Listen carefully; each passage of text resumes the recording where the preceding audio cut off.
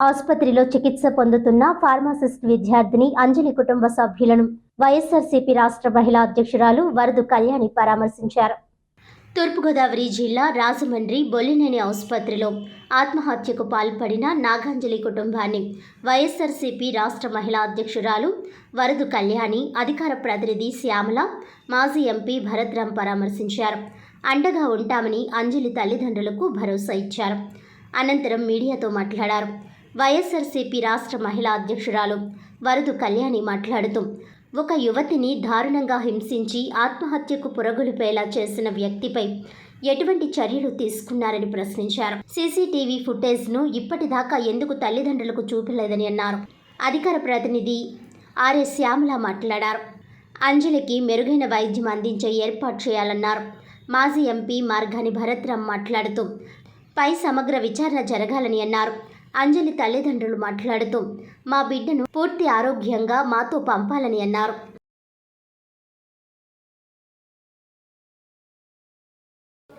మా మహిళా అధ్యక్షురాలు, అదేవిధంగా అధికార ప్రతినిధి గారు, వీరిద్దరూ కూడా ఇవాళ మహిళలు ఇక్కడికి వచ్చి అమ్మాయి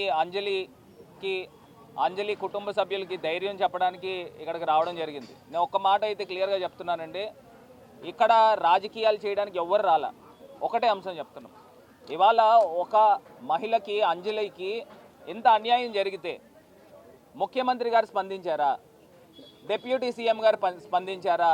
హోంమంత్రి గారు స్పందించారా? కనీసం ట్వీట్ అయినా చేశారా? ఇంత ఘటన జరిగి ఒక దీపక్ అనే ఒక వ్యక్తి గురించి, ఒక కిమ్స్ హాస్పిటల్లో పనిచేసే వ్యక్తి గురించి అతను డైరెక్ట్గా ఇంజెక్షన్ తీసుకున్నాడని చెప్తా ఉన్నప్పుడు, ఇంజెక్షన్ ఆ అమ్మాయి తీసుకుంది, సూసైడ్ నోట్ రాసుకుంది క్లియర్గా. మరి ఏం యాక్షన్ తీసుకున్నారండి? దానిపైన ఇంకా పూర్తి స్థాయి సమగ్రమైన విచారణ జరగాలి. Point number 1. రెండో అంశంకి వచ్చేసరికి ఇవాళ క్లియర్గా నేను ఒకటే అంశం చెప్తున్నా, మెరుగైన డాక్టర్స్ని తీసుకురండి, తీసుకొచ్చి అమ్మాయి హెల్త్ కండిషన్ చెప్పండి. గవర్నమెంట్ మీరు తీసుకొని వచ్చి ఒక టీమ్ ఆఫ్ డాక్టర్స్ని వేసినా ఇక్కడ ఉన్న డాక్టర్స్, ఇక్కడ ఉన్న మేనేజ్మెంట్ ఏం చెప్తారో అదే చెప్తారు. ఒక ఎక్స్పర్ట్ని హైదరాబాద్ నుంచి కానీ బాంబే నుంచి కానీ తీసుకొని వచ్చి అమ్మాయి హెల్త్ పొజిషన్ ఏంటనేది చెప్పండి, చెప్పి ఒక క్లారిటీ ఇవ్వండి. రెండో అంశము సీసీ ఫుటేజెస్ని బయటికి ఇవ్వండి. అసలు ఏం జరిగిందో సమగ్రమైన విచారణ జరపాలి. ఇప్పుడే శ్యామ్లా గారు చెప్పినట్టు కూడా ఇంజెక్షన్ ఆమె తీసుకుందా, లేకపోతే ఎవరైనా ఆ వైల్ ఇచ్చారా, దానిపైన కూడా అనుమానాలు ఉన్నాయి.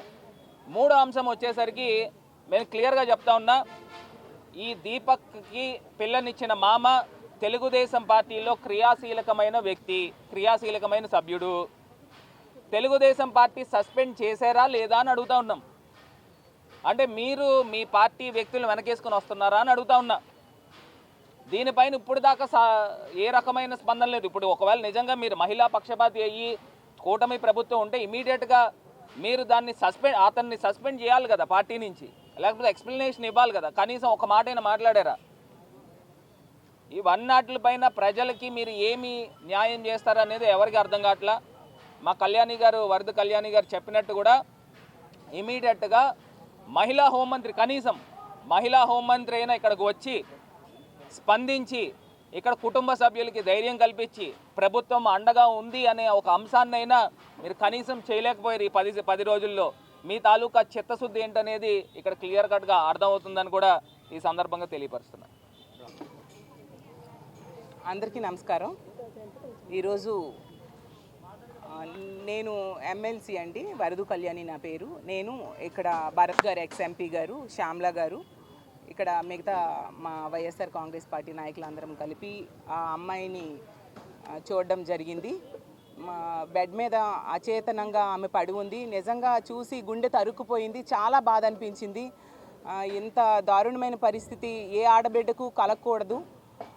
తల్లిదండ్రులు మనం చూసాం, ఇక్కడే ఉన్నారు, అమ్మ నాన్న. వాళ్ళ బాధ నిజంగా వర్ణనాతీతం అండి. 12 సంవత్సరాలు పిల్లలు లేక పుట్టిన పాప ఆమె. కష్టపడి చదివించారు. మరొక నెల రోజుల్లో కోర్స్ కంప్లీట్ అయిపోయి, ఫార్మసీ విద్య కంప్లీట్ అయిపోయి ఉద్యోగంలో జాయిన్ అవ్వాల్సిన అమ్మాయి ఈరోజు ఇలాగా ఆత్మహత్య యత్నం చేసుకొని బెడ్ మీద అచేతనంగా పడి ఉంది అంటే ఎంత దారుణం. దీనికి కారణం ఎవరు? నిజంగా సమగ్రమైన దర్యాప్తు జరుగుతుందా?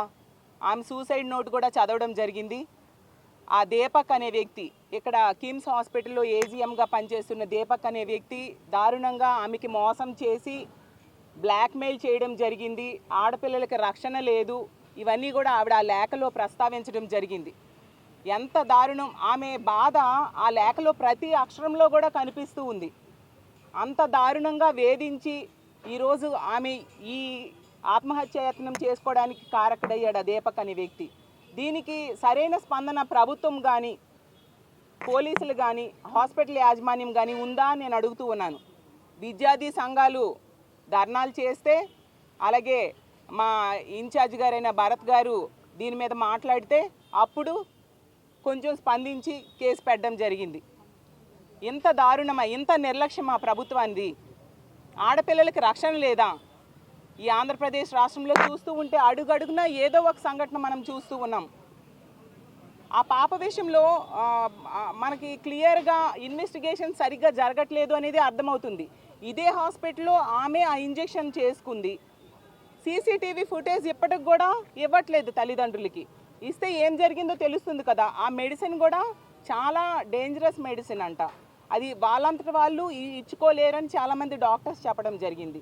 మరి వేరే వ్యక్తులు చేశారా? ఇది నిజంగా ఆమంతటా ఆమె చేసుకుందా? వేరే వాళ్ళు ఆమెని చంపడానికి ఇలా చేశారా? ఇవన్నీ బయటకు రావాలంటే సీసీటీవీ ఫుటేజ్ బయటకు రావాలి కదా. ఇందాకే వాళ్ళ తల్లిగారు చెప్పడం జరిగింది, ఆమె రూమ్మేట్స్ని కూడా ఇంతవరకు కూడా ఎవరితో మాట్లాడనివ్వట్లేదు అనేసి. ఎంత దారుణం! నిజాలు ఎలా బయటకు వస్తాయి? ముఖ్యమంత్రి గారు ఉన్నారు, డిప్యూటీ సీఎం గారు ఉన్నారు, హోమ్ మినిస్టర్ గారు ఒక మహిళ ఉన్నారు. దీని మీద ఇంత 10 రోజులైంది. 23వ తేదీ జరిగింది, ఈరోజు 1వ తేదీ. ఏమి స్పందించారు వాళ్ళు? మొన్ననే ముఖ్యమంత్రి గారు పోలవరం చూడడానికి వచ్చారు.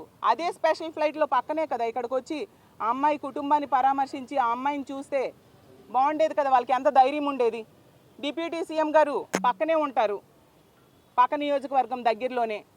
అతను ఏమన్నారు? ఆడవాళ్ళకి ఎవరైనా వేధిస్తే తాట తీస్తానని చెప్పారు. ఆవిడ అంత క్లియర్గా ఆ సూసైడ్ నోట్లో రాయడం జరిగింది. ఎంత ఘోరంగా దీపక్ అనే వ్యక్తి వేధించి విసిగించాడు, ఎంత దారుణంగా మోసం చేశాడు అనేసి. మరి ఆ దీపక్ తాట తీయాలి కదా. అంటే టీడీపీ వ్యక్తి, టీడీపీ సింపథైజర్ అయితే వాళ్ళని ఇంక ఏమీ వీళ్ళు దండించరా? బాధితులకు న్యాయం చేయరా? హోమ్ మినిస్టర్ గారు పక్క జిల్లాయే. మరి ఆవిడ వెంటనే, ఒక మహిళా హోమ్ మినిస్టర్, ఆవిడ వెంటనే వచ్చి ఈ కుటుంబానికి ధైర్యం చెప్పాలి కదా.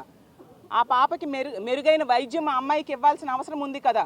అవేవి ఇందులో కనిపించట్లేదు. అడుగడుగునా ఎన్నో సందేహాలు, ఎన్నో ప్రశ్నలు ఈ ఎపిసోడ్ మొత్తంలో కనిపిస్తూ ఉంది. వింటే ఆ పాప సూసైడ్ లెటర్ 1-2 సార్లు క్షుణ్ణంగా చదివితే అసలు నిజంగా ఒక సందేహం అనేది కలుగుతోంది. ఇది నిజంగా ఆత్మహత్యాయత్నమా లేకపోతే హత్యాయత్నమా అని. ఎందుకంటే ఆ ఇంజెక్షన్ ఏదైతే అంజలి అనే అమ్మాయి తీసుకుందో అది సెల్ఫ్గా ఎవరు తీసుకోలేరు అనే విషయం భరత్ గారు చాలామంది డాక్టర్స్తో మాట్లాడుకుంటే ఆయనకు తెలిసిన విషయము. అండ్ అది నిజంగానే సెల్ఫ్గా తీసుకుంటే కాసేపటికి అది ప్యారలైజ్ అయిపోతుంది బాడీ అంతా. సో అది తీసుకోలేరట. మరి అలాంటిది 10 ml ఆ అమ్మాయి ఎలా తీసుకుంది? లేదా అమ్మాయికి ఎవరన్నా ఇంజెక్షన్ ఇచ్చారా? ఇలాంటి అనుమానాలు అయితే నాకు ఇందాక ఆ ఫ్యామిలీతో మాట్లాడిన తర్వాత నాకు కలుగుతున్నాయి. అసలు ఈ విషయం మీద పూర్తిగా ఆ అమ్మాయిని పరామర్శించాలని, వాళ్ళ కుటుంబాన్ని పరామర్శించాలని ఇవాళ మా ఎమ్మెల్సీ గారు, రాష్ట్ర మహిళా అధ్యక్షులు వరదు కళ్యాణి గారు కానీ, అలాగే మార్గాని భరత్ గారు కానీ, ఎక్స్ఎంపీ అండ్ ఇక్కడ ఇన్ఛార్జ్, సో వాళ్ళ ఇనిషియేటివ్ తీసుకుని నేను కానీ ఇక్కడికి రావడం జరిగింది. ఒకసారి ఆ తల్లిదండ్రుల మొహాలు చూడండి. 12 ఏళ్ల తర్వాత ఒక పాప పుడితే ఆ పాపకి ఇలా జరిగితే ఆ తల్లిదండ్రుల పరిస్థితి ఎలా ఉంటుంది? అసలు ఈ పెద్ద మనిషి ఆయన కళ్ళలోకి చూసి నేను మాట్లాడలేకపోతున్నాను నిజంగా.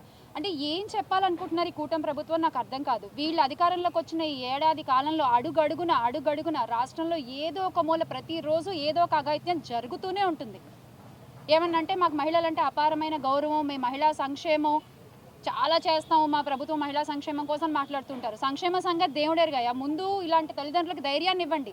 వాళ్ళ ఆడపిల్లలు బయటకు వచ్చి ఎక్కడికి ఏం చేసినా కూడా మళ్ళీ క్షేమంగా ఇంటికి తిరిగి వస్తారన్న ధైర్యాన్ని మీరు ఇవ్వండి చాలు. ఒక పెద్ద మనిషి ఏమో చెప్తున్నారు నిన్న మొన్న, మాకు సత్తా లేదు అందుకనే మేము మా నాయకులు ఏం చెప్తే అది చేస్తాము అని చెప్తున్నారు. మీ పాలనలో సత్తా లేదన్న విషయం మాకు తెలుసు. మీరు చెప్పిన విషయం విన్నాక ఇలాంటి ప్రజలకు కూడా అర్థమైంది మీ పాలనలో సత్తా లేదన్న విషయం. కానీ ఇలాంటి విషయాల్ని చంద్రబాబు నాయుడు గారి దృష్టికి తీసుకెళ్ళి, లేదా హోమ్ మినిస్టర్ మహిళా అధ్యక్షులు ఉన్నారు ఆవిడ దృష్టికి తీసుకెళ్ళి వాళ్ళని ఇక్కడికి తీసుకొచ్చి మీరు వీళ్ళతో మాట్లాడే సత్తా మీకు ఉంది కదా, అదైతే చేయగలరు కదా. కనీసం ఆపరణ చేశారా మీరు? చూడండి ఆ పెద్ద మనిషి ఎలా అయిపోయారో. ఎవరు సమాధానం చెప్తారు? వాళ్ళ అమ్మగారు ఏమడుగుతున్నారు? మీరు న్యాయం చేయలేకపోతే, ఈ ప్రభుత్వం కనుక న్యాయం చేయలేకపోతే ఆ ఇంజక్షన్లు ఏవో మాకు కూడా ఇవ్వండి, 2 ఇంజక్షన్లు అని చెప్పి అడుగుతున్నారు. ఇదా ప్రజలకు మీరు ఇచ్చే ధైర్యం? గత ప్రభుత్వంలో జగన్మోహన్ రెడ్డి గారు మహిళల పట్ల ఎంత శ్రద్ధ చూపించారు, వాళ్ళ క్షేమం కోసం, వాళ్ళకి ధైర్యం కల్పించడం కోసం ఏ చట్టాలు తీసుకొచ్చారు, ఏ యాప్లు తీసుకొచ్చారు మనందరికీ తెలుసు. ఆయన రోడ్డు మీదకి వస్తే అరచేతిలో హారతులు ఇచ్చారు. ఈ రోజున మీరు రోడ్ల మీదకి వస్తే హాయి కూడా చెప్పరు ఎవరు. అలాంటి పరిస్థితి మీరే క్రియేట్ చేస్తున్నారు. ఆ దీపక్ అనే వ్యక్తికి ఎందుకు మీరు ఇంకా ఆయన వెనకేసుకుని వస్తున్నారు? ఫ్రెండ్ అంజలి తను ఏమి నార్మల్ స్టూడెంట్ కాదు. తను స్టార్టింగ్ ఫస్ట్ ఇయర్ నుండి 6th ఇయర్ వరకు తను బ్రిలియంట్ అండ్ ఫస్ట్ ర్యాంకర్ కూడా. అలాంటిది ఇంకో 2 monthsలో ఇంటర్న్షిప్ అయిపోయి గోల్డ్ మెడల్ తీసుకునే అమ్మాయి ఇంతలా పిరిగి పని చేస్తుందని అసలు ఎవరు నమ్ముతారండి? తనంతటా అయితే తను తీసుకోదు. వేరే వాళ్ళు ఎవరైనా ఇన్ఫ్లుయెన్స్ చేసి ఉండొచ్చు, లేదంటే వేరే వాళ్ళు ఎవరైనా చేసి ఉండొచ్చు. అండ్ 6 years అయింది. తన రూమ్లో మాకు ఒక్క పేపర్ కూడా దొరకలేదు. అంటే మాకు ఇంటర్న్షిప్లో కేస్ షీట్స్ అనేవి ఉంటాయి, ప్రొఫైల్ ఫామ్స్. అలాంటిది ఒక్క కేస్ షీట్ కూడా దొరకలేదు తన రూమ్లో. మాకు బుక్స్ అన్నీ ఏమయ్యాయో కూడా తెలియదు అసలు. ఆ డైరీలో హ్యాండ్ రైటింగ్ ఎక్కడ టాలీ చేస్తామో అని చెప్పి తన రూమ్లో ఉన్న పేపర్స్ అన్నీ కూడా మిస్ చేశారు.